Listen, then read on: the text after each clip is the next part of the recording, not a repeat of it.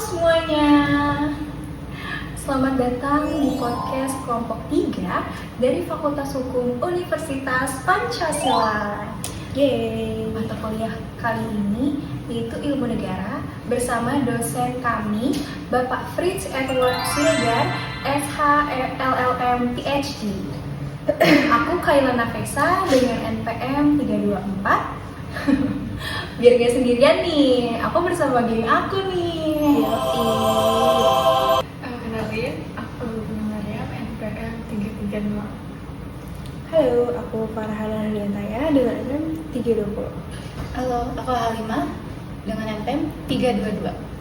Jadi hari ini materi kuliah kita tuh berfokus ke bangsa, nasionalisme, dan hubungannya lewat pemikiran beberapa tokoh terkenal seperti Renan, Anderson, Gilman, Smith, Hobsbawm, Herder, Mill, Brubaker, sampai Calhoun. Wow. Kedengarannya berat banget sih, tapi sebenarnya seru banget karena cara tiap tokoh, tiap bangsa itu beda-beda. Oke, kita kali ini bakal bahasnya pelan-pelan, santai aja gitu. Kayak ngobrol biasa gini aja ya. Kalian kepo kan? Oke guys, let's go. Let's go. Jadi di sini tuh kita bahas tentang Renan dan Anderson nih. Bakal jelasin sama nih Kaila.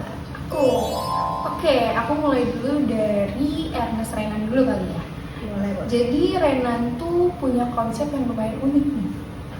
Dia bilang bangsa tuh adalah plebisit harian. Apa Intinya bangsa itu ada karena warganya memilih setiap hari untuk tetap hidup bareng, bukan karena ras, bukan juga karena bahasa. Oh, Jadi semacam kayak kita lanjutin aja yuk jadi satu bangsa gitu ya tiap hari. Iya, kurang lebih gitu. Kayak hubungan jangka panjang itulah. Tiap hari dipilih, bukan dipaksa.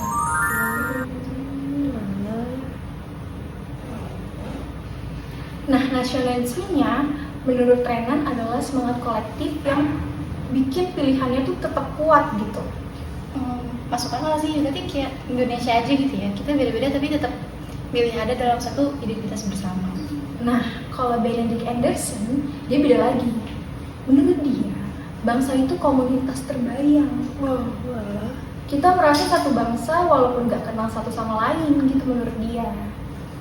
Oh alah, berarti tuh kayak timnas Kayak ini nggak sih supporter-supporter Indonesia gitu-gitu nggak sih? Kan mereka saling kenal gitu. Nah, Itu ya? itulah konsep imajinasi kolektif yang dimaksud Anderson. Oke, tadi menarik banget nih dari Anderson. Sekarang aku mau bahas dari Gilmer dulu. Menurut Gilmer itu bangsa itu lahir karena modernitas industri. Dia bilang malah nasionalisme yang menciptakan bangsa, bukan sebaliknya. Jadi bangsa itu kayak produk pabrik modern gitu ya? Iya, semacam itu. Karena industri ini butuh masyarakat yang seragam secara budaya. Nah, jadi makanya dibikinlah sistem pendidikan, bahasa nasional, dan lain-lain. Nah, beda lagi sama Anthony D. Smith. Dia itu lebih romantis gitu deh. Dia bilang bangsa itu punya akar etnis dari zaman dulu banget. Makanya ada mitos, simbol, sama tradisi. Oh gitu. Jadi bukan cuma sekedar ciptaan modern gitu ya. Iya, menurut Smith itu nasionalisme modern itu cuma daur ulang dari etnis lama. Kayak Indonesia nih, punya budaya dan simbol-simbol Nusantara sebelum jadi negara modern. Oke. Ya tadi menarik banget. Sekarang yang aku bahas juga nggak kalah menarik nih. Yang pertama ada Hobsbawm. Dia menarik banget karena dia bilang kayak tradisi itu sebenarnya cuma tradisi yang diciptakan, alias dirancang dan bukan muncul secara alami. Berarti kayak upacara gitu nggak sih? Setiap hari Senin kan kita selalu ada tuh hari Senin upacara kayak gitu ya? Ya betul, itu bentuk tradisi yang sengaja dibuat supaya muncul rasa kebersamaan. Makanya si Hobsbawm percaya nasionalisme itu bisa membentuk bangsa yang modern. Sementara Herder, dia lebih ke bangsa sebagai sesuatu yang organik, tumbuh dari budaya dan bahasa yang sama. Dia punya istilah Volksgeist atau jiwa rakyat. Keren banget ya? Iya, Benar. Tapi kalau Herder bangsa itu kayak tumbuh alami, kayak bukan dibuat-buat. Ya betul, nasionalisme bagi dia itu cuman memperkuat budaya yang emang udah ada dari dulu. Oh, alah. Keren. Oke, kita akan lanjut sama ini Mil.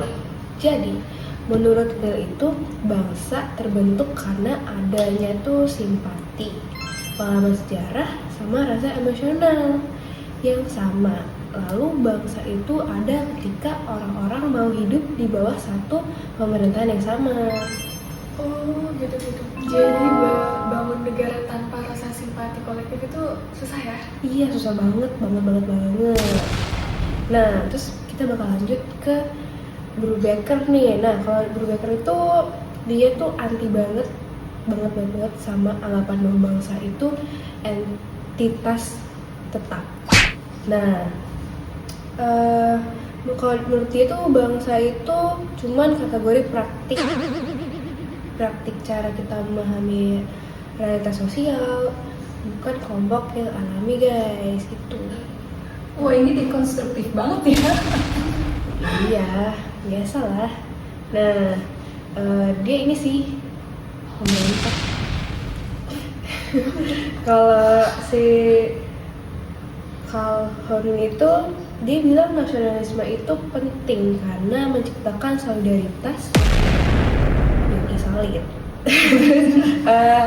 Apalagi dalam negara modern nih, bangsa adalah hasil proses sosial dan politik yang panjang, bukan suatu yang statis. Oh gitu. Jadi menurut si Calhoun ini nasionalisme itu bukan cuma masa lalu ya, tapi masih relevan banget sama hari ini. Iya, relevan banget sama ini.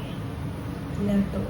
Nah, ngomongin bangsa dan negara nih, sebenarnya tuh nggak bisa lepas tau dari konteks Indonesia. Karena kita tuh punya perjalanan panjang, kayak kita tuh lewatin masa kerajaan kolonial sampai akhirnya kita merdeka dan membentuk identitas nasional. Iya betul banget. Dan menariknya itu identitas nasional kita itu nggak dibangun dari satu etnis atau satu bahasa doang. Satu bahasa, kita bisa punya ruang komunikasi bersama. Jadi itu penting banget untuk membangun kesadaran bahwa kita adalah satu bangsa, meski nggak pernah kenal satu sama lain. Selain itu, unsur-unsur negara juga nggak kalah penting nih, kayak wilayah, pemerintahan yang berdaulat, dan pengakuan internasional. Tapi yang sering dilupain adalah bahwa semua unsur itu nggak akan bisa jalan kalau nggak ada bangsa yang mengisi dan menopang negara tersebut gitu.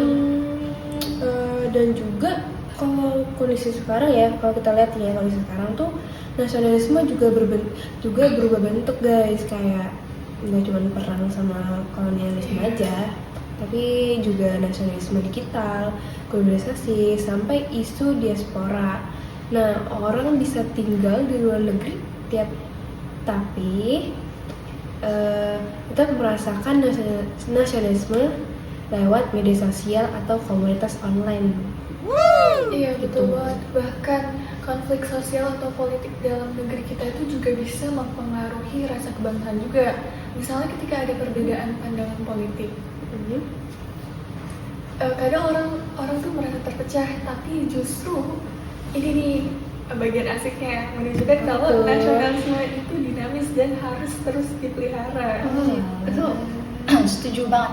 Nasionalisme hari ini tuh lebih ke bagaimana kita berkontribusi dalam membangun negara melalui pendidikan, kerja, menghargai perbedaan, sampai ikut menjaga ruang publik digital supaya nggak jadi tempat penyebaran kebencian. Dan menurut aku ya, belajar teori-teori bangsa ini tuh penting supaya kita nggak terjebak dalam definisi sempit tentang nasionalisme gitu. Karena kalau kita cuma mikir nasionalisme adalah cinta negara secara buta, itu bahaya juga.